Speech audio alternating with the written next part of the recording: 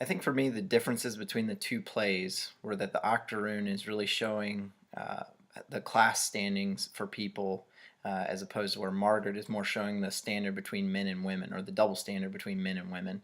The Octoroon kind of goes into more of, okay, I'm wealthy and I can afford this and I can afford that, especially when it came to buying slaves and selling slaves and stuff like that. And Margaret is more about or Margaret Fleming, the play, is more about the double standard between men and women, that it was okay for this guy to do what he did, and if it would have been the shoe would have been on the other foot, like she would have been outcast and not been taken back.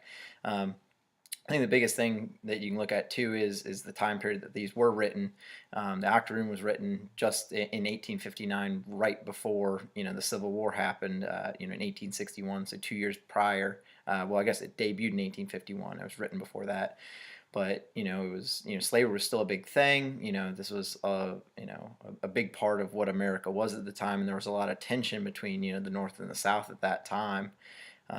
And also too, through some of the research and stuff that I was looking at, they said that when they wrote it and they aired this play, that they actually made the Southerner slave owner guy look better than they did the Northerner guy, and that's why they kind of depicted it that way, because they wanted the Southerners to be more on their side and want to come see the play and everything else.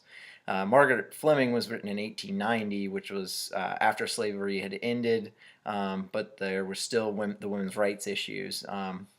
And through some research there, women's rights kind of started, I think it was like around 1860 to 1870, where women's rights stuff started, and they started coming up with women's rights laws and stuff like that, and women were starting to become on the forefront of, hey, we're not being treated the same as anybody else. But of course, they didn't get the right to vote for another 30 years after that.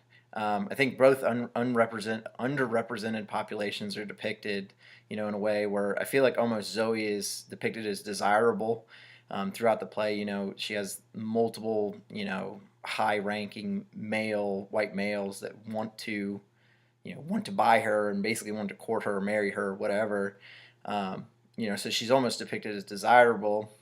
And Margaret, I feel like at times she seems very strong.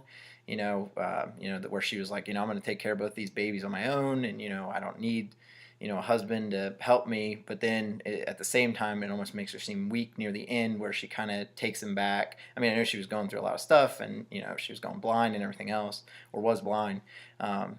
So she had that disability going for her, and that's probably part of the reason why she took him back.